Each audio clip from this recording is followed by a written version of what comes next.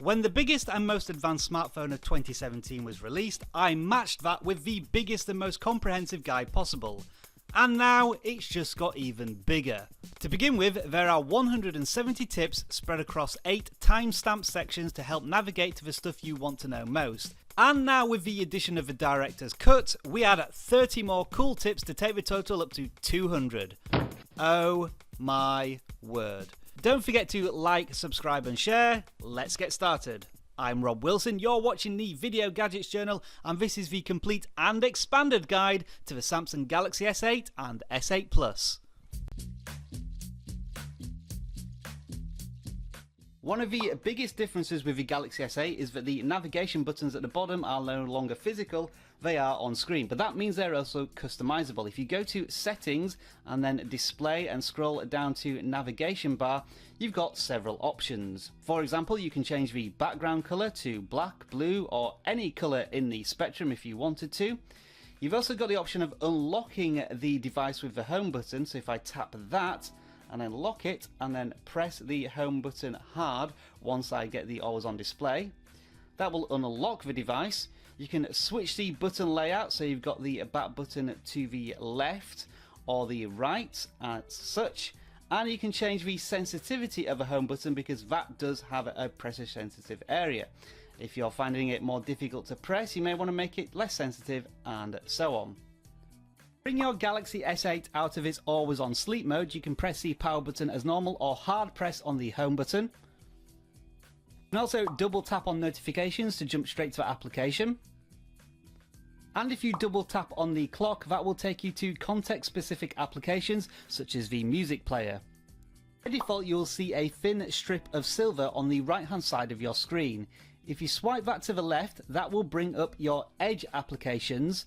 If you continue to swipe, it will go through to People and then Smart Selections, and if you tap on the settings below, you can adjust what Edge panels you have. We'll look at this in more detail later. By default, we have 2 competing personal digital assistants on the Galaxy S8. If you long press the home button, that will bring up Google Now, which you may already be familiar with. However, Samsung has its own service. If you swipe from left to right, that will bring up Bixby, but you can also access from your locked phone by pressing on this button here, which is just underneath the volume rocker, and it will display your personal information that you've set for Bixby. In case you hadn't noticed, the Galaxy S8 has a huge screen, but with it comes a change in aspect ratio from 16:9 to 18.5:9, and that could cause problems for some applications. To check this, go to Settings, then Display, and look at full screen applications. This will tell you what applications are using the whole screen. That includes the background of the status bar and the buttons at the bottom, and which ones aren't because it's not optimized. For example, if I scroll down to Skype, it will tell me that this app may not work properly in full screen. If you toggle an application out of full screen, it will look like this. You will see black bars at the top and the bottom of the application. I haven't encountered any problems with any applications struggling with full screen mode, but it's something to fall back on in case you have any issues with games, for example.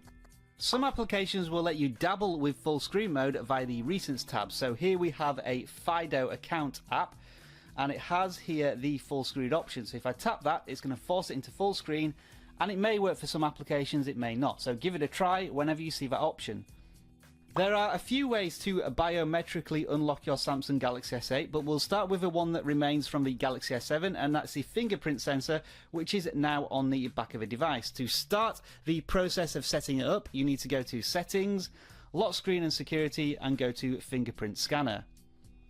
After you have set up a backup security, such as a pattern lock or a pin lock, it's a case of pressing your finger down on the sensor until it picks up as much information as it needs. Bear in mind, this can take quite a while.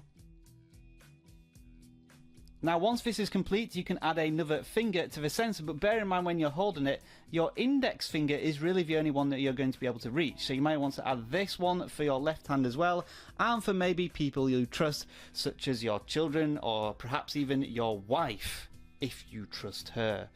Once you've set the finger sensor, you can turn it on as your lock screen. So now once the phone is locked, I can put my index finger on the sensor, if I can find it, And there we are, it is unlocked. It's a bit finicky now since they have put it on the back and you're kind of fumbling around, especially as the sensor is at the top of a device and it is a long one. The face recognition tool to unlock your device is a rather remarkable piece of technology. I wasn't convinced until I used it on the Galaxy S8, but it seems to work, so here's how you do it. Go to Settings and then find Lock Screen and Security. You'll want to choose Face Recognition. Use the pattern or previous unlock option, and then you need to look at the camera as well as possible. Make sure your face is in the camera, and with any luck that should be able to detect the face. Once that's been registered and you turn it on, watch this. So that was me just pressing the power button and it managed to recognise my face and unlock the device. Really quite ingenious. Now if you want to go full Star Trek mode and unlock the device using your iris or retina, you can do so following pretty much the same rules. Go to Settings, then Lock Screen and Security, this time choosing iris scanner. You will have to provide a backup unlock option, and it's a case of putting your eyes into the circles as it unlocks or checks your eyes, like so. Once the irises have been registered, then you should be able to enable it by turning it on. So, let's give it a try.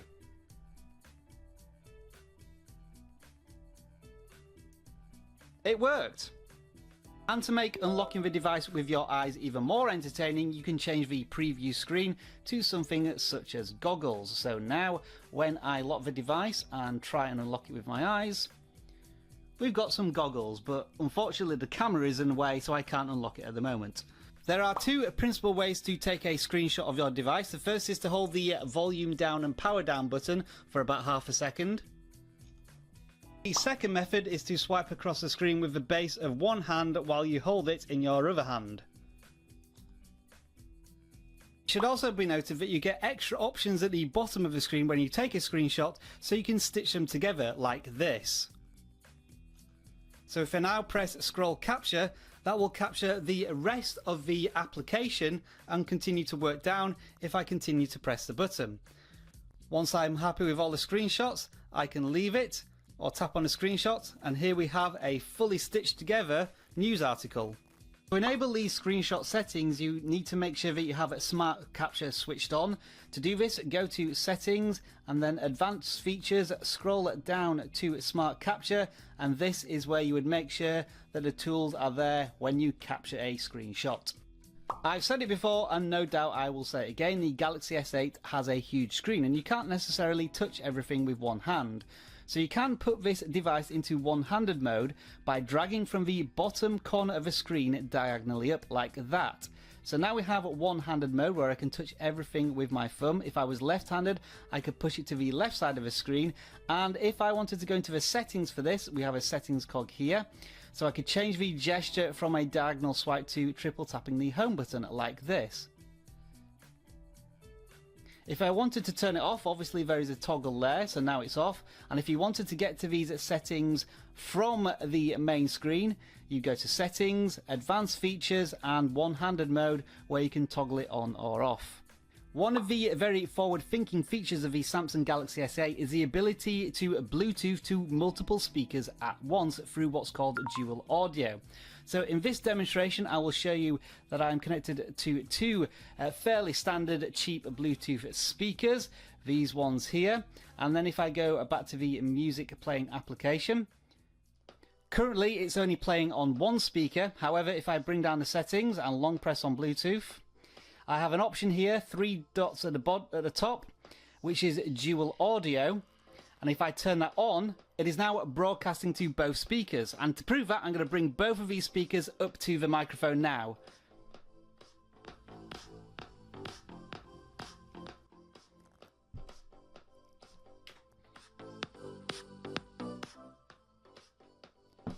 So hopefully that was a fairly effective demonstration, and just to note that both of these speakers should be on the same Bluetooth, for example 4.1.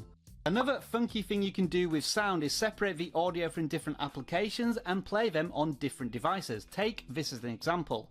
Go to Settings, then Sounds and Vibration, scroll down to the bottom, Separate App Sound.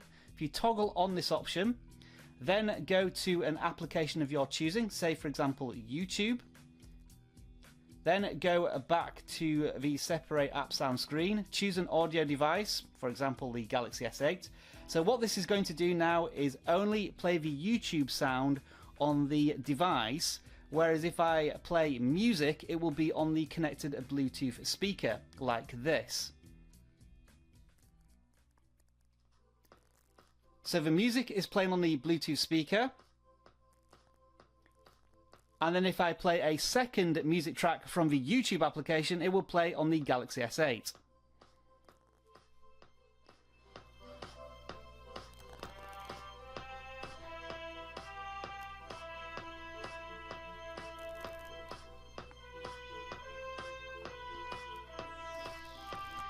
So this enables you to multitask your audio on one Galaxy S8. The Galaxy S joins a growing band of devices that adds a blue light filter to its settings to help you get to sleep at night by not straining your eyes. In order to turn it on, you can go to Settings, Display.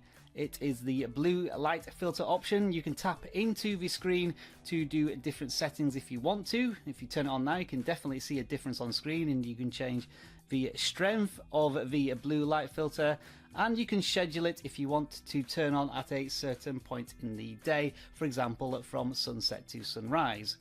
You can create GIF or GIF animations from your screen by doing the following. If you swipe in from the edge of the screen to get your edge panels, then on the Smart Select screen you want to choose animation. That will bring up a small box which you can move around the screen with the dot at the top here, or resize it if you want to. So I'm going to put it at the top of the screen, and what you need to do is make sure that whatever you're wanting to record is playing first, because once you start recording your GIF or GIF animation, you won't be able to touch in a box. So I will start the video now, and then I will press a record button when I want to pick up exactly what I want from the video, which is this. So it's now recording a quick animation. Press stop, and that should have given me a GIF that you can see on screen now, and then I can make small edits to it, share it or save it as a GIF or GIF. If you want to pin an image to your screen and make it always on top, you can do so through smart controls on the edge panel and then use pin to top. This will create a box where you can highlight whatever it is you want to pin, then tap the pin to top button. This will create an image that puts it on your screen. If I now go back to the home screen, it's still there. I can drag it around the screen, put it wherever I want, and if I tap on it, I've got a few options such as downloading it to the gallery or simply deleting it. Other smart controls include taking unique screenshots. For example, I can take a rectangle or an oval screenshot of any part of the screen by highlighting it, adjusting the size, pressing done, and that will take me to editing tools, or I can save it. There is an enhanced video option on the Galaxy S8. To get to it, on the home screen, if you go to Settings, then Advanced Features, scroll to the very bottom of the screen, and you have the video enhancer which you can turn on, and presumably what this does is give your videos a little more pop. Whether that's actually true or not, well, you're probably not going to be able to tell in my video, so give it a try and see if you do see any more vibrancy in the videos that you're playing, especially on YouTube.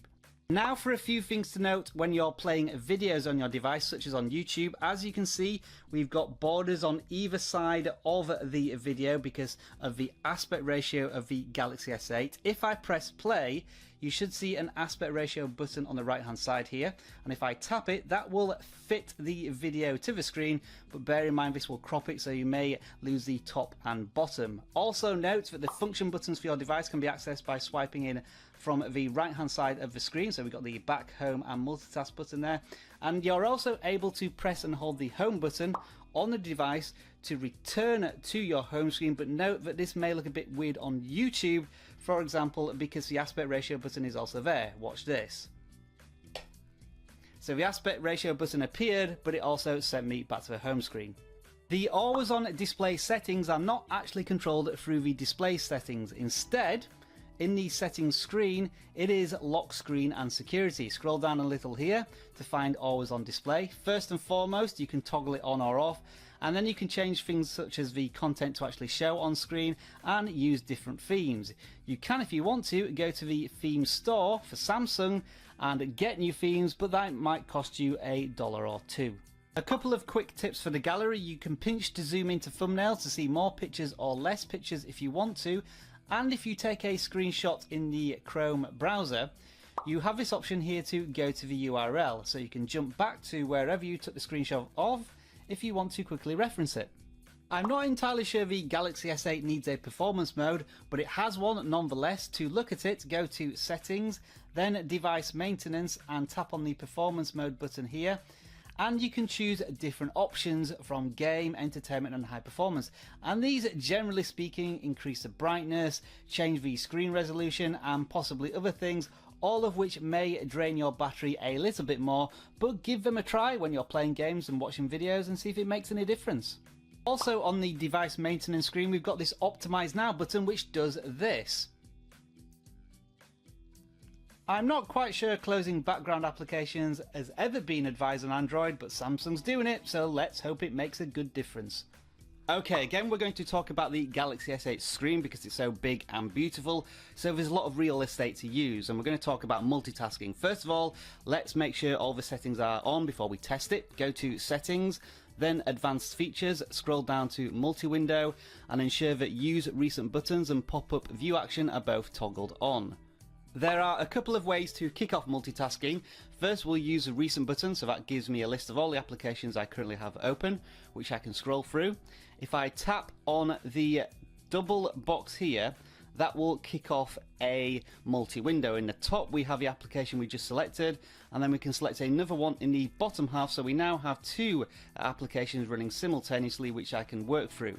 There is a divider here in the middle which allows me to resize these windows if I want to, and if I tap on the middle of a divider, that's going to give me additional options as well.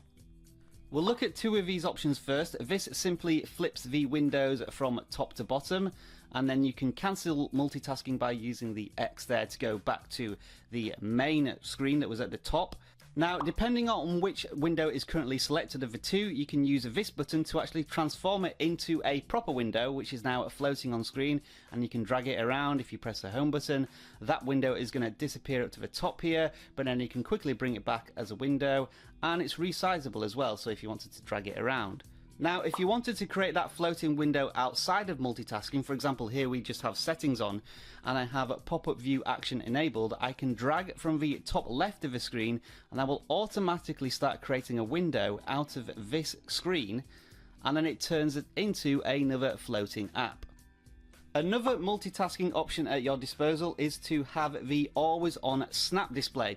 For example, we have YouTube here as the latest application, which has a new box. If I tap that, that creates an area, and if I drag that to the top of the screen, it conveniently covers the video section of YouTube.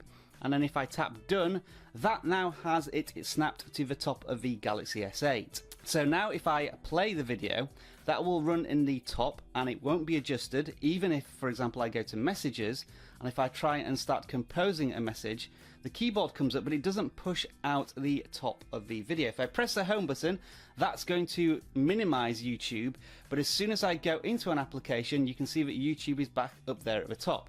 If I move the divider at all, that undoes the snap window, and then it acts as any other multi-window.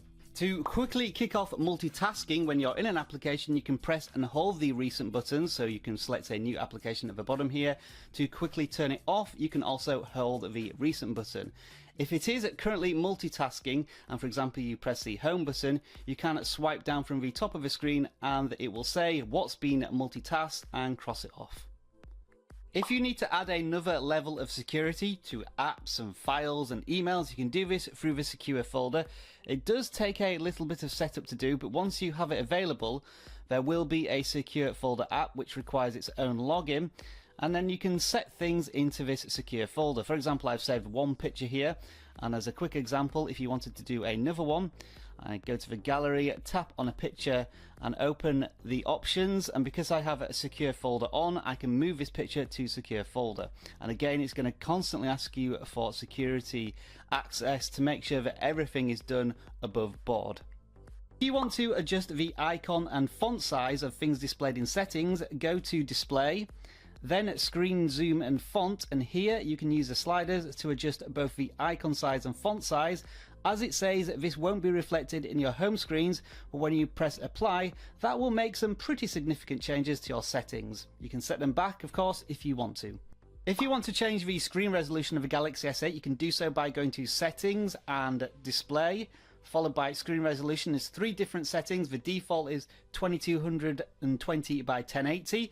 You can crank it all the way up to 2960 by 1440, or go down to 1480 by 720.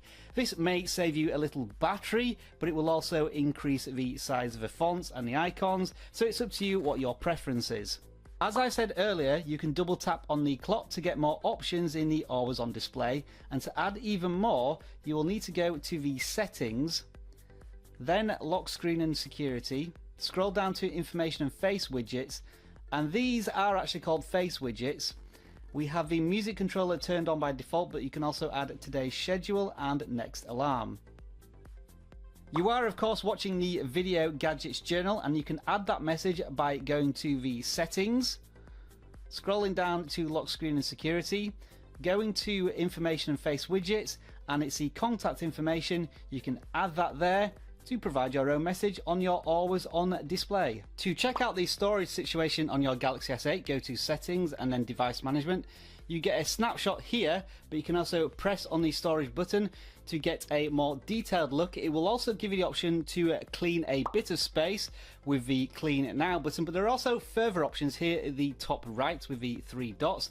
This will take you to storage settings, where it will give you again another breakdown of information about storage, but also if you tap on Explore, that will give you a rudimentary file manager area where you can look at files, delete, copy, and all the usual stuff. Certain applications will allow you to set storage to the SD card to save even more space on your device. To do this, go to settings, then apps. We're going to look at the photos in this particular example.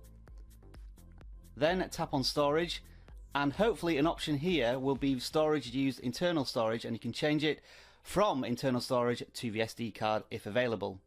You can also use the device maintenance screen to check out how much RAM you currently have available. That's on the memory button. It will do a quick check to see how many applications are running in the background. And then there is a Clean Now button. That would be the same as going to your recent applications and using the Close All. And the final button on device maintenance is device security. And if you go into this screen and scan phone, this will check it for any malicious viruses or malware, and will remove them if they are there or give you advice. And what this is essentially doing, the device maintenance screen, is giving you all of these applications as first party ones from Samsung, rather than you having to go to the Google Play Store and downloading them. Now let's take a look at some of the sound settings. If you press on the volume rocker, that will obviously change volume, but you also have the arrow here, which then opens up all of your volumes for media, notification, and system settings. If you want to delve deeper into sounds, you can go onto settings and then sounds and vibrations. I won't go through all of these, but ones of interest might be vibration intensity. You can change that for different notifications and make it harder or softer. And one of my personal favorites, but you might dislike it completely, is turning on touch sounds so that you get little feedback sounds when you're tapping on the back button and toggles and whatnot. Similar to touch sounds are vibration feedback, so that will give you a little rumble when you press the back button and other things. And there's keyboard sounds, whether you want that on or off, when it's making a typing sound every time you tap on one of the keys. And at the bottom here we have the advanced sound equalizer, which you may want to enable if you're playing certain types of music through the speakers on the Samsung Galaxy S8. Just a bit of a warning though, that does use up extra battery. Now, if you do hit any issues with your Samsung Galaxy S8, there are a couple of reset levels that you can initiate. To do this, go to Settings and General Management, and there is a reset option here. Essentially, we have 3 levels of reset. First of all, we can just reset the settings, so that's going to change things like ringtones and do not disturb modes and whatever, so you might consider that a soft reset. If you're having problems with Wi-Fi or Bluetooth, you can reset the network settings here, And if you're having a complete and total catastrophe with your Galaxy S8, you might want to do a factory data reset. That wipes the whole thing and you can start again from scratch. And obviously you'd want to do that if you are selling your device.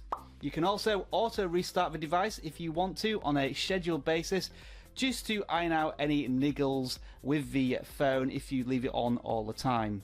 Now let's take a look at notifications when your Galaxy S8 is unlocked. Swipe down from the top of the screen to get notifications. Swipe down again on the settings to bring up many settings options, and you can swipe left and right to see all the settings options that you can use. And if you swipe down with two fingers, that will immediately bring up settings. You can also bring notifications down by swiping down on the finger sensor on the back of the phone, but you have to set this up. In order to do that, go to Settings, then Advanced Features, toggle on Finger Sensor Gesture, and then with any luck, when I swipe down on the finger sensor, if I can find it, that brings up notifications. When you first swipe down your notifications, these are what you might consider your favorite settings, but you can edit that. First of all, bring up all your settings buttons. Then there is 3 buttons in the top right hand corner, which are your settings. You can tap on button order, and from here you can drag different buttons to the top. For example, if I put the blue light filter there, tap done, then bring down the notifications again, you'll see that the blue filter is now one of the favorite settings. What you can also do is increase the number of settings buttons on screen by tapping the 3 buttons again, using the button grid and going to 5x3 to add more buttons there. Another quick tip to make brightness settings quickly accessible is to scroll down on notifications and then scroll down again to get the brightness setting. Tap on the arrow next to it and then tap on show control on top. So now when you flick down your notifications, you'll have the brightness setting just below those quick settings buttons. And finally, with quick settings, a lot of the buttons have double functions. For example, if I tap on Wi-Fi, that will simply turn it on and off, but if I long press on it, that will take me into the dedicated Wi-Fi settings screen. When it comes to notifications, there's quite a lot to consider. For example, if you have a notification which has a preview on it, you can swipe down on that notification to see the preview in more detail. When previewing a notification, you'll also have app context options. For example, with the screenshot, I can share it, edit it, or delete it. If I go to emails, for example, I have options to archive and reply. There'll be an up arrow there which you can press to close it. Now, when there are a bunch of notifications from the same application, say for example Gmail, if you swipe down, that will open up the notifications for that application but not actually drill down into them. For a individual email, for example, I could then swipe down again to look at the email in more detail. And as you can see, there's little arrows on each of these notifications on whether you want to collapse them or open them. Now, when you're looking at notifications to quickly dismiss them, you can simply flick them away. Or if you want to go into more detail about how a notification works, you can just slide it to the left or right to get the settings button, then tap on that and it will take you into the app notifications where you can make adjustments. If you want to do this on a more bulk scale from the notifications that you can see, you can tap on block notifications, and this will give you master controls on all the current notifications from the applications that are displayed as of now. And many of these notification rules also apply if you're looking at your notifications from your lock screen. In terms of notification security, again, there are plenty of options. Take the always on display, you can see the icons here, and if I look at the lock screen, I'm getting information about my emails. So if you want to protect all that, this is what you can do. Go to settings and then go to lock screen and security and scroll down to the notifications options. First of all, you can just turn everything off with a blanket toggle there. So now if I lock my screen and wait for always on, it's just going to show the clock. And if I get to the lock screen, again, there's absolutely nothing there. Now, if we want to be more subtle with our security on notifications, let's first of all toggle it back on. And some of the options are, for example, hide content. So if I toggle that on, and now I bring up the lock screen, it says that we have contents hidden for the weather. And if I try and look at my emails, it's not going to give me any information.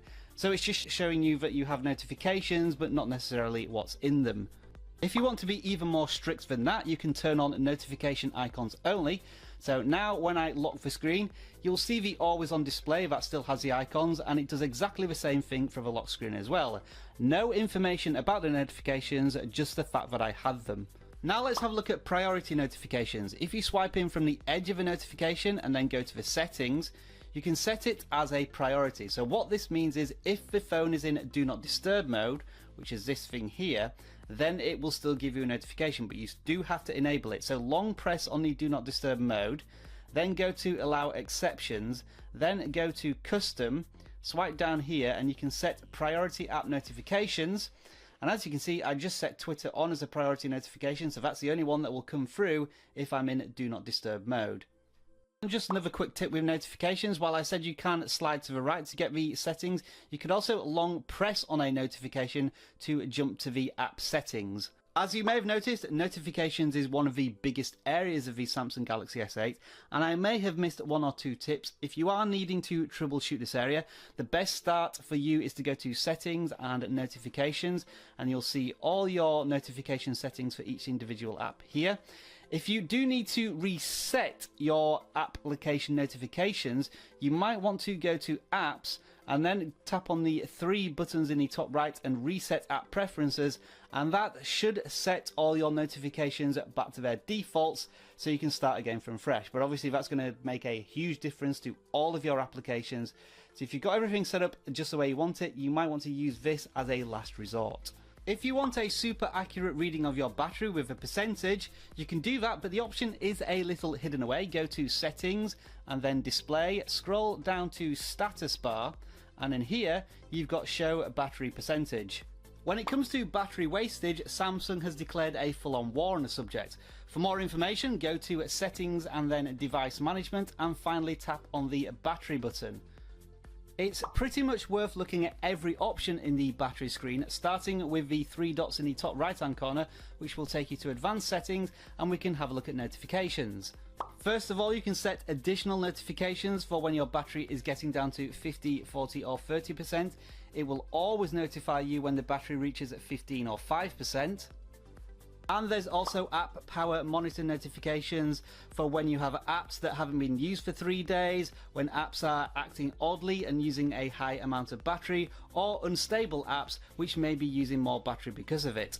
Back on the advanced settings screen, the app power monitor fishes out applications that are running in the background but haven't been used for 3 days, and then attempts to put them to sleep. You can change that setting to more days if you want to, and just be aware that if this affects things like Facebook or Twitter, you might stop getting notifications if you don't use it that often, but you do like to be updated on what's happening. Thanks to USB Type-C, the first Galaxy model to have that, and fast charging, you can get hours of use out of your handset from just 15 minutes of charge. It is recommended that you use the plug that's supplied with the device, as it may get hot, and do you really want to trust third-party chargers with something like this? Maybe toggle it off if you haven't got the plug anymore. You will also find another toggle for the percentage on status bar here as well. Back on the main battery screen, we can see an estimated battery life left, and we can tap on battery usage to get an extensive breakdown of everything that's going on. For example, we can see what applications and system settings are using the battery, and if I tap on some, such as the screen, it will give us advice on how to save power, such as reduce screen brightness or screen timeout. We can actually tap on that advice and it will take us to the display to put those changes into effect if we want to, although this only really works on the Samsung applications. You can also tap on the three dots in the top right hand corner to go to optimize battery usage, where you can have a play about with the settings there as well. Back to the main battery screen, and we have power saving mode, and this acts very much like performance mode, only in opposite, whereby if you select one of the options, it will give you a breakdown of how it's going to save the battery, such as decrease brightness, lower resolution, limit the CPU and so on, and it tells you what gains you will get from applying it. If you really are desperate to save battery power, then you can go max, which is really going to reduce the performance of your Galaxy S8. In fact, it's going to turn it into one of those new Nokia phones, so only use it as a special case scenario. And finally, on the battery screen, we have the app power monitor, where presumably you can add applications to this power saving mode without having to wait for them to be idle for 3 days. It's a little bit of a confusing list to me at the moment because it has Twitter on there but not Facebook, even though it's definitely installed. It might be dependent on frequency of use, but anyway, to add an application, simply highlight it and then tap Save Power. Obviously bear in mind that you might not get notifications from this app if you turn this on.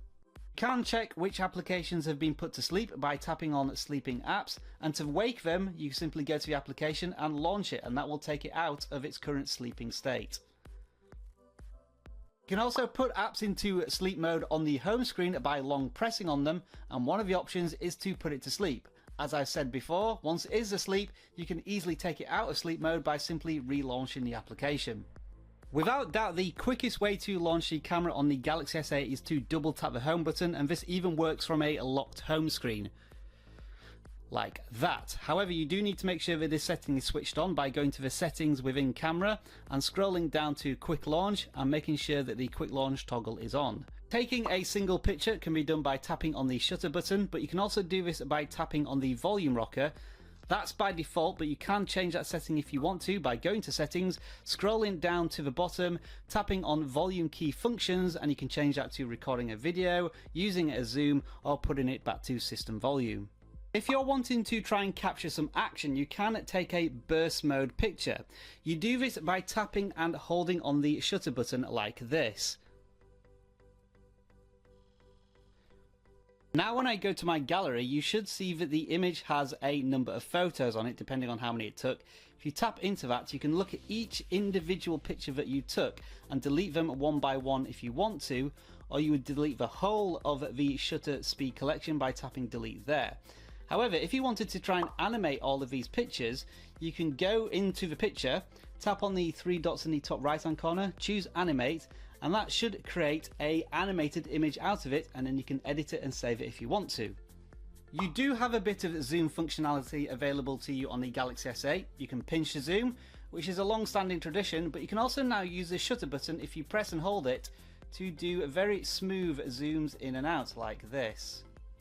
If you didn't already know it, the Galaxy S8 has an amazing camera with lightning fast autofocus, like that, but if you did want to focus on a certain object on screen, simply tap on it and the camera should very quickly readjust itself. Also, if you want to quickly change the exposure level, simply tap on an object and then you will see a light bulb on the left hand side that you can swipe up and down to change the exposure level. And don't forget the usual tried and trusted settings on cameras these days: HDR mode, which you can set to auto, on or off, which will take multiple pictures, stitch them together to get better contrast from your images, and the flash mode, which you can switch to auto, off or on. And if you want to fix the focus point, simply long press on whatever is currently in focus. So now even when I remove that object, it will still stay focused on nothing essentially. And then to reset autofocus, simply tap anywhere on screen, and as you can see, it's focused on the object in the background. As opposed to locking your focus to a certain point, you can lock your focus to an object. To do this, go to settings and enable tracking AF. Then when you go back to the camera, tap on whatever object you want to track. So now, whenever I move this object, the camera should remain focused on this and follow it around, making it very easy to take pictures and focus on the object that you so desire. If you swipe up or down on screen, that will switch from the rear facing camera to selfie mode. Hello everyone. If you swipe to the left, that will give you lots of different filters to play with. And if you swipe to the right, that will give you different options such as Pro Mode, Panorama, Slow Motion, and plenty of other different camera features. Now there's all sorts of weird and wacky wonderful features here, including this augmented reality one where you can put masks on your face like this. If you want to turn these off, which I certainly do, tap on the mask again. When you're in selfie mode, there is a wide selfie mode. To access this, you have to swipe to the right, choose wide selfie, and then when you take the picture, you have to slowly tilt the camera so it captures both the left and right spaces like this. A couple of things to note about camera resolution. Go to the settings and the first option is the resolution for your rear facing camera, and the front facing camera is the second one. And if you do go into picture size, if you want to have a picture that fills the camera screen, that would be 18.5 by 9. So if I now back out to the camera, you should see that it fills the whole screen, but that doesn't necessarily mean you'll get the best camera picture. The one that you probably want for standard wide screen pictures will be the 16 by 9 one, but that isn't the highest resolution. The highest resolution is the default one, which is 4 by 3. If you need to use a timer on the camera, you can do by going to settings. It's halfway down. You have the option for 2, 5 or 10 seconds with the timer, and if you need to take more than one shot, for example 3 shots to make sure you get your pose right, you could toggle that on as well. Just like picture resolution, video resolution is also divided into your rear facing camera and your front facing camera. When you tap on them, you can select different resolutions such as 4K all the way down to HD, but it should be noted that you can only do certain things in certain resolutions. For example, you can't do video effects and tracking autofocus when you're recording in the higher resolutions at 60 frames a second, so bear that in mind before you start recording a video. It's also very important to know that when you're framing a picture, you're framing it using a static picture, not a video. For example, if I press record now, watch how the image is cropped. So I've sliced off the top of the box here. In order to avoid that problem, when you're framing your picture, if you press and hold the record button, that won't actually start the recording, but it will show you what the video frame will look like. So you can easily frame your shot before starting recording. When you are recording video and the current mode allows it, you can take static pictures by pressing on the camera button here. But in some modes, for example like 60 frames a second, you can't do this. After recording a video, when you first go to the gallery, you'll see a preview of the video playing, which is silent. But if you want more controls and to listen to the video, you can press on the play button, and then you'll have gesture controls. For example, if you swipe up and down on the left hand side, that changes the brightness. If you swipe left and right, that scrubs the video so you can go forwards and backwards. And if you swipe up and down on the right hand side of the screen, that will change the volume. Let's rattle through some of the camera settings now. Motion photo takes a live video of 1 or 2 seconds just before you take a picture. Bear in mind, this does apply to every picture, so it will take up a lot of storage if you're taking many pictures. Video stabilization does exactly that. If you're walking with the camera and you're recording, you want to try and remove the bumps of your steps, and this will help do that. Grid lines, I'll set that to 3 by 3, and you can see how that affects the camera image that we're looking at. If you toggle on review picture, once you've taken a picture, that will show you what you've taken for 2 or 3 seconds before you see the live camera image again. And the floating camera button does exactly that. It puts a floating shutter button that you can drag around the screen and take pictures with, as well as the main shutter button. Back on the camera screen, these are the immediate differences you can see. We have the grid lines, which helps if you're looking at rules of third for taking pictures. We've got the extra shutter button here, which I can drag around the screen and put it anywhere I want. And if I tap on it, that's your preview screen of the picture you've just taken. And now for some more unique ways to capture pictures. Go to settings and then scroll down to voice controls, toggle that on, and then try the following commands: cheese, capture, shoot, record video. There are also a few unique ways to take selfie pictures. If you scroll down to shooting methods and make sure that tap screen, show palm and tap heart rate sensor are all on, and then watch this. On the camera, if I tap on the screen, it will simply take a picture after focusing. If I lift my palm up, it will eventually take a picture. And once it's recognized my face, if I put my finger on the finger sensor at the back, it will also take a picture. If you want to have a bit of fun with the camera, you can try using Bixby to identify items. So if you tap on the Bixby eye, that will identify an object and try and give you information based on it either being an image or shopping. For example, the Galaxy S8 box brings up no results. If you look at the image, it brings up random boxes that are black. Let's try this with something else.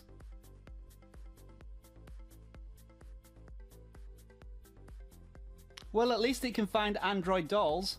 As I said earlier, you can swipe to the right and select Pro mode for the camera, which essentially puts everything into manual. You can switch the ISO, aperture, white balance, and pretty much anything else if you're a camera enthusiast. And just as importantly, you can shoot in RAW mode. To do that, go to Settings, then go to Picture Size, scroll down to the bottom, and every time you take a picture, it will save both a JPEG file and a RAW file if you really want to get into your picture editing.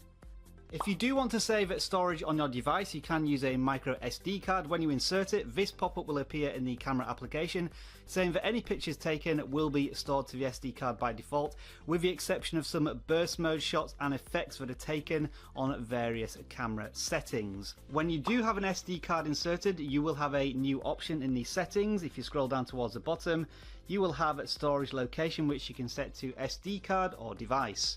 And finally, if you have been making so many changes to your camera you don't know where you are, like me in this tutorial, scroll down to the very bottom of the camera settings and you can reset everything to defaults. Phew! Let's take a look at the edge panel in more detail now. First of all, if you've turned it off, to turn it back on, go to Settings, Display, scroll down to Edge Screen and make sure it's toggled on, and then you should see the thin silver strip again on the right hand side. To make changes to how the edge panel behaves when you activate it, go to Settings, then the three dots in the top right hand corner and Handle Settings. Here you can change the position of it, whether it be left or right. Then you can change the size of it by dragging this slider here. You can also change the transparency of it, and you can also change the position by scrolling it up and down the screen. And finally, there's a vibration toggle if you want to set that on. To add more panels, again, go to the settings and you should have plenty of default ones to look at here, including reminders, device maintenance. We'll switch that on, see what it does, and weather. And once we go back to our edge panels, we can slide across and see what happens. For device maintenance, you get all the options you see in the settings and the Optimize Now button. Weather gives you a nice little breakdown, kind of like a widget. And if you want to add more panels, you can go to the download list and download some paid panels and free ones, essentially from an Edge Panels app store. So there's plenty there. Download what you want, give it a try. You can remove them and play with them, and there's all sorts of things. So experiment and see what takes your fancy and customize it to your preferences. One final thing about the edge of the screen, you can get a light to go around the border when you get notifications from emails, Facebook messages and so on. To turn this on, you need to go to Settings, Display, and find the edge screen and simply toggle it on here. But you can go into more details such as when the lighting should come on and manage your notifications from it. So give it a try and see if you prefer it. You can see the notification when the phone is facing down on a surface because of the curved glass. So it's quite a modern, funky way to get notifications. I'm not sure if Samsung still call their home screens TouchWiz, but whatever it's called, if you decide to keep it, let's look at some customization options. First of all, from the main home screen, if you swipe to the right, that's going to bring up Bixby. Now, if you don't want Bixby, you can long press on the home screen, swipe to the right again and toggle off Bixby. The one problem is once you do that, if you swipe right, you don't actually get anything. So if you long press again on your home screens and then pick up the main home screen, you can move it to the center so that now if you swipe left and right, you still get access to applications and widgets if you've already set all that up. As you may have noticed, there is no app drawer icon, so to get to those applications that are hidden away, simply swipe up and that should show you all the applications on your device, and you can swipe left and right to see them all. To put one of these applications onto your home screen, long press to pick it up, drag it to the top of the screen, that should return it to your home screen and then you can drop it in. If you want to remove it again, long press on it, that will give you a couple of options and you want remove shortcut. If you would prefer the traditional style of an app drawer icon, long press on a home screen, go to home screen settings, and then do an apps button, show apps button, apply it, and that should give you now a app drawer in the bottom right hand corner here.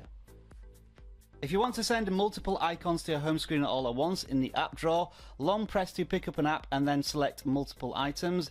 Now you should get a toggle on each of the apps to select them. And once you've got what you want, long press on one of those apps to pick them all up, drag it to the top to go to the home screen, and you'll drop them all automatically onto your home screen. A badge counter will now be added to certain applications such as Facebook, telling me I have 5 notifications. I can long press on this if I want to and clear the badge. To put applications into one folder on the home screen, simply long press to pick one up, drop it on top of another. That will automatically create a folder and jump into it. Here I could give the folder a name if I wanted to, and also I can apply a background tone to the folder, for example make it orange, and as you can see it's reflected on screen. Many of the widgets you download and use on your home screens should be resizable. In order to do that, long press on it to pick it up. That should place a blue border around it, and then I can resize it. For example, the Google search bar simply turns into a Google icon. So try that with different widgets and you should see some interesting results. A small styling change you can make to the home screens is how the icons are displayed. Take this one for example. It's a square icon within a rounded frame. To change this, you can go to Settings, Display, and scroll down to Icon Frames. We can change it to Icons Only, and when we look at the home screen again, you will now see that the icon is square, so it doesn't have a rounded frame. This is if you want to keep consistency between icons, or you'd rather have them look how they are originally downloaded. If you want to align the icons on a home screen, long press on it to pick it up, and then you can use the left justify or right justify. This is a one-time thing. You can't change it once you've done it, so make sure that's what you want to do. When you download an application from the App Store, it automatically adds an icon for that app to the home screen. To prevent that from happening, go to the Play Store, then in the top left, tap the bars, scroll down to Settings and toggle off Add Icon to Home Screen. So now when it installs a new application, it will only go into your app drawer. On the lock screen, you can set 2 quick launch applications here if you want to. To change them, go to Settings and then Lock Screen and Security.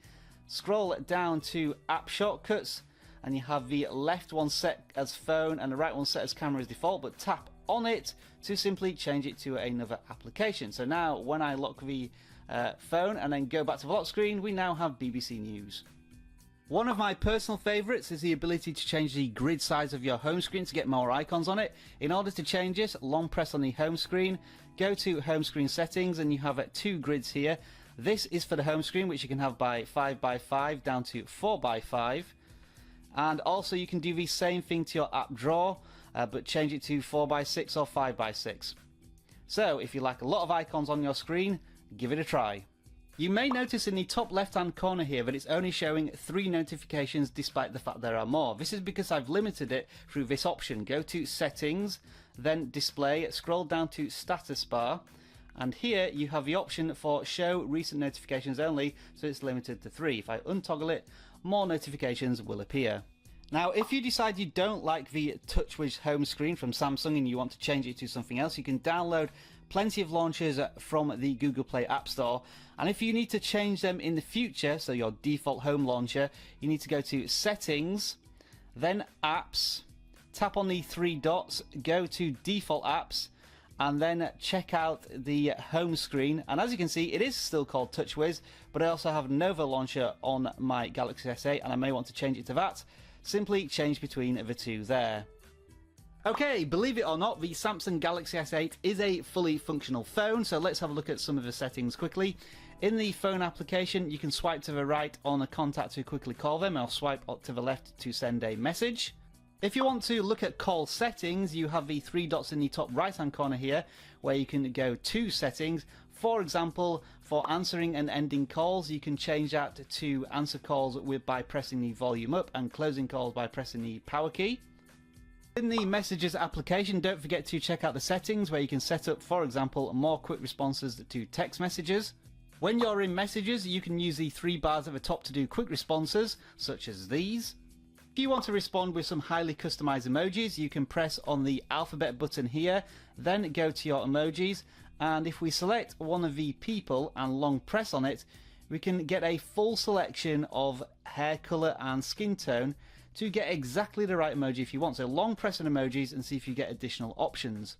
And finally, if you wanted to set up an SOS message, you would go to Settings, then Advanced Features, and scroll down to Send SOS Messages. And what this does is send a message that you set up, whether it be a picture or an audio recording, to an emergency contact if you're in trouble, and to do this you would press the power button quickly 3 times.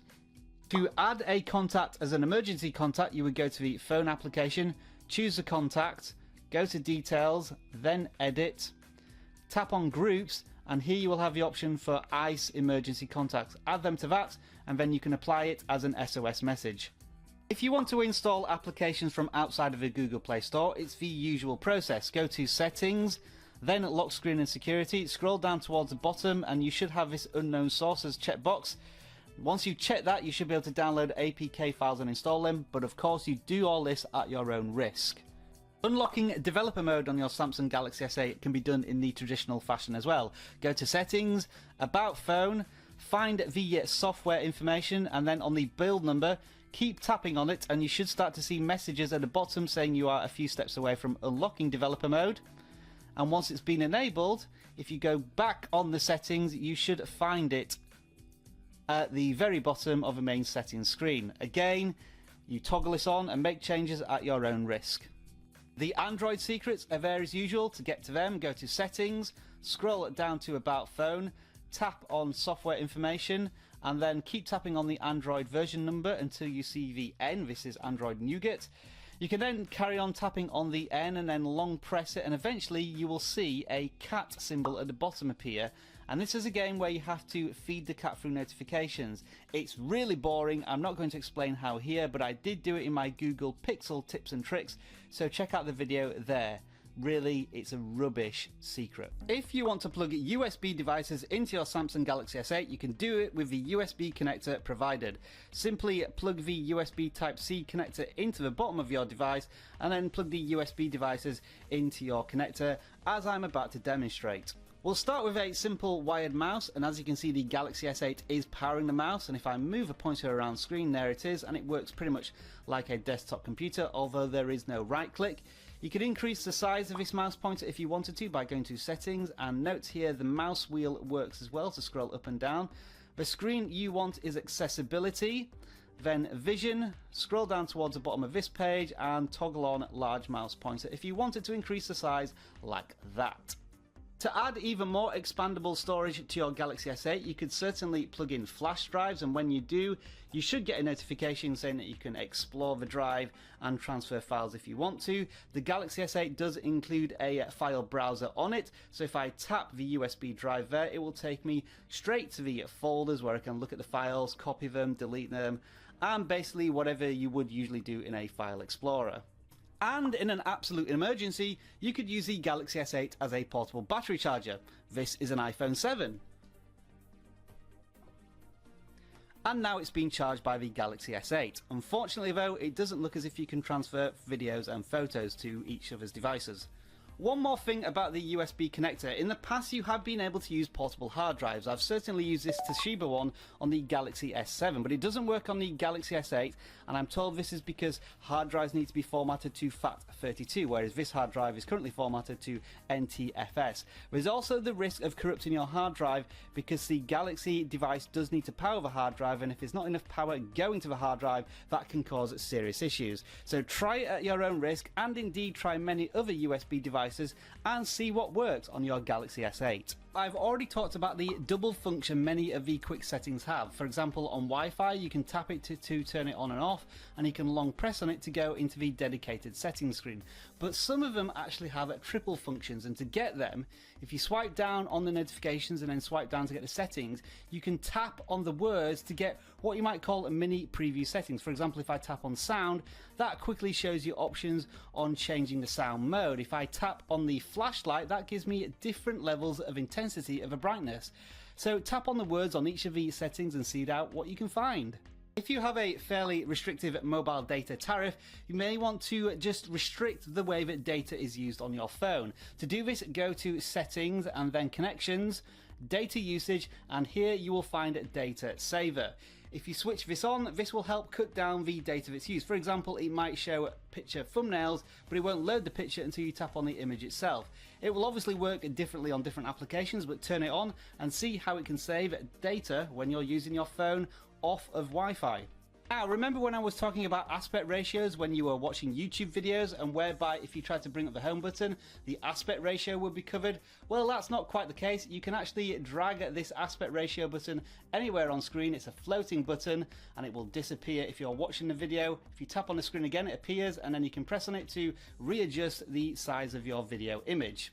Now, remember the navigation bar buttons, whereby you could change the background of it by tapping on different color options, but as soon as you went back to the home screen or went in many applications, it wouldn't adopt that color and it would just be black.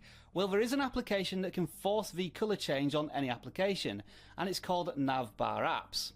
Once you've installed that and allowed some permissions, you can open up the application and then toggle it on, and if you use the Get Color from Currently Running App, that should copy the color of the current app. So now if I go to Facebook, you'll see that the nav bar is blue, the same as at the top. So install that application and then you should be able to customize your Galaxy S8 to your preferences. Be aware, however, that sometimes this nav bar may produce some unintended consequences. For example, if I go to the camera app, it gives me a horrible bright blue color where I can't see the nav buttons hardly. While we're on the subject of cameras, you know that if you swipe to the right, you can get more camera modes. But you can add even more camera modes by tapping on the plus button in the top right hand corner to take you to Samsung's, I guess, own camera app store. There's a few free ones to download. One such mode is dual camera mode, so if I swipe to the right and select that now, you'll see both the rear and front facing cameras at the same time, and it will take a picture simultaneously like this. Now, it used to be that these pictures were spliced together, but it may be that the camera app hasn't been updated since the Galaxy S8, but check out these different modes and see if any take your fancy. Now, once you have all the camera modes you want, you can then tap on the three dots in the top right hand corner, go to edit, and then long press to pick one up and move it to wherever you want to put it in your selection of camera modes. And if you want to add one of these to your home screen, again, three dots in the top right hand corner, add shortcut to home screen, tap on it, and that will automatically, once you press done, add an icon to your home screen. So instead of having to select the mode once you're in the camera, you can tap on Pro Mode from the home screen. It takes you straight to that mode when the camera app launches. If you're using the camera for a long period of time or doing some filming, it now gives you a battery indicator in the top right hand corner just to let you know when your battery is running low. The front-facing camera on the Galaxy S8 now includes a selective focus mode, very similar to the iPhone 7 portrait mode. To get it, swipe to the right and choose selective focus. Then you have to have a subject within 50 centimeters of the camera and take the picture, and then you'll be able to switch the focus point of the picture. Now, this isn't going to be a particularly good example, so if we go to my gallery and choose a picture I made earlier,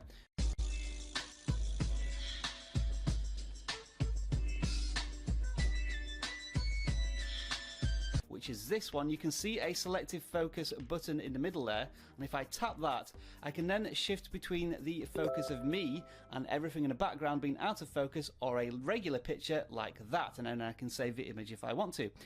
It is a little tricky to use. Sometimes the focus doesn't quite work and you have to spend a while setting it up. This took about 3 minutes to get the picture set up and all the exposure is blown out at the top, but give it a try and see if it's any good for you. Now, let's say you're a big fan of the edge screen panels, but you have so many of them, you'd like to reorder them to your preference. You can certainly do that by going to the settings in the edge panel screen, long pressing on one of the edge panels. That will take you to the reorder screen, and then you can pick them up at the top and drag them to reorder them just how you want them. The lock screen clock is swipeable to a couple of different options. For example, if you had a podcast running in the background and you wanted to start playing it again, that would play. If you have some music also playing and it's appearing in a notification, you could switch between the two by pressing the play button on that notification, so you can now see that it switches to the music and the podcast is in the notifications. And also, if you had alarms set, it would tell you when the next alarm is. If you choose to have the always on display enabled, there's actually quite a lot of customization options in the settings. To get to them, you do need to go to settings, then lock screen and security, go down to always on display, and then choose the always on display you want, say analog clock, and then you can do plenty of things such as changing the clock style, changing the color of a clock, and even adding a background to it. So if you really want to spice up your always on display, go and have a look in the settings, make the changes, and then see what they look like once you've made the changes. You can also change whether or not you want the home button to be displayed on the always on display.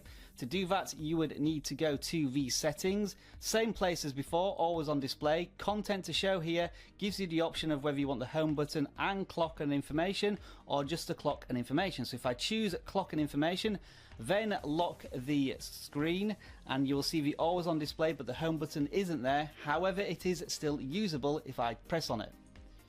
And finally, if you decide to turn off always on display, that's not a problem because the home button again still works even though you can't see it. If you want to quickly assign somebody to speed dial, you can go to the phone application, and as long as you don't use one, you can long press on any of the numbers and then choose a assigned contact by tapping assign, choosing the person you want, and then the next time you want to dial them, quickly long press on a number and that should start dialing them. If you need to change any of these, you can go back to the keypad, tap on the settings at the top, choose speed dial, and then remove a person if you need to. Here's a funky feature that's somewhat from the future. You can extract text from screenshots, so you can copy the text and put it somewhere else. Here's how it works. If you go to settings, for example, and if I bring in the edge panel, on Smart Select, I can choose the rectangle screenshot. So if I select all of this text here, tap Done, then the Extract Text button, that will convert all of the text on the screenshot into text that you could copy and then maybe put into a message if you wanted to. Now, if you want to take screenshots from applications, then you might need to download this application from the Samsung Galaxy Store, which is called the Optical Reader. Once you have that, try and take a screenshot within an application. For example, if I go to the BBC News and do exactly the same thing with my Smart Select screenshot, get all that text there, and then tap the Extract Text button. Again, that translates everything on screen into text that you can copy and use elsewhere. You can very quickly turn the built-in calculator into a scientific one by turning your device into landscape, and you'll get all the usual buttons there. Also included is a unit converter via this button at the top here, and you have various options such as length, temperature, even converting data from say kilobytes into megabytes. If you want both the camera to flash and the screen to flash when you get a notification, you can do that by going to settings, scrolling down to accessibility, then hearing, and here you have an option for flash notifications where you can toggle both of those on. If there are applications on your device that you're never likely to use but you can't uninstall them because they're default apps, you can hide them by doing the following. Long press on a home screen, then go to home screen settings, and you've got the option here to hide apps. So what I'm going to do is highlight the calculator, click apply, and what you will notice is that it's now disappeared from my home screen. It's also disappeared from my app drawer as well. In order to get that back, you would do the reverse process. So go into home screen settings, hide apps, uncheck the calculator, apply it. It won't return to your home screen, but it will be back in your app drawer as the very last application, and you can now add it again to your home screen if you wanted to. Let's say you want to lock your device to one application, for example, allowing a child to watch a YouTube video, but then they can't do anything else like go to messages and send stuff to people. Well, you can do that through the pin function, and this is how it works. First of all, go to settings, then scroll down to lock screen and security. On this screen, scroll all the way down to other security settings, and then on this screen, scroll down again to pin windows. Now this works best when you have it obviously toggled on, but also when you have some sort of security. For example, use screen lock type to unpin. So if we just quickly set up a pattern like that, that will mean when you get out of the application that it's locked to, it will lock the device. First of all, make sure that the ask for pin before unpinning toggle is on, and then we'll quickly launch a application such as the BBC News.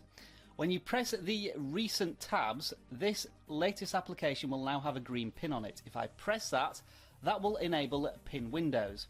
So once that's enabled, I can go through the application as normal, but I can't exit it. For example, if I press the home button, it's not going to do anything. If I press the back button, it will go back in the application, but it won't go out of the application. The only way to get out of this now is to press and hold the recent key again to unpin. But what this is going to do at the same time is lock the device because you have pattern lock. So I would have to then put my pattern lock back in to effectively unlock the device completely, and now I can press the home button and go back to my home screen. Now, if you wanted to change your notification sounds, you would do the following. Go to settings, then sounds and vibration, notification sounds, default notification sound, and choose from a long list here. But what if you wanted to use your own?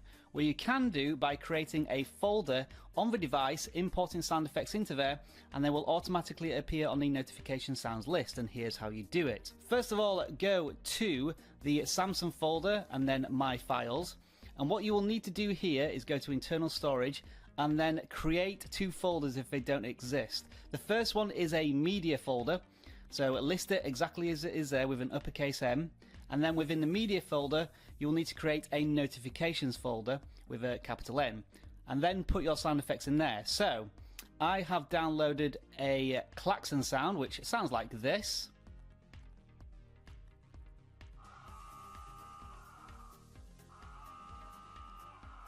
and I'm going to copy that into my notifications folder. So if I long press on it, click the three buttons at the top, choose copy, then I can go to internal storage, find my new media folder, then notifications, and then tap done. That copies the sound effect into the folder. So now if I go back to my settings, sounds and vibrations, notification sounds, default notification sounds, we should now find the klaxon sound right there.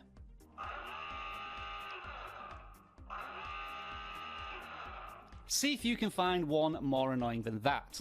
If you wanted to add a custom notification sound to a contact, on the contact page, go to edit, then tap on view more, scroll down to the bottom of this screen, and then you can change the ringtone and the message tone for that particular contact.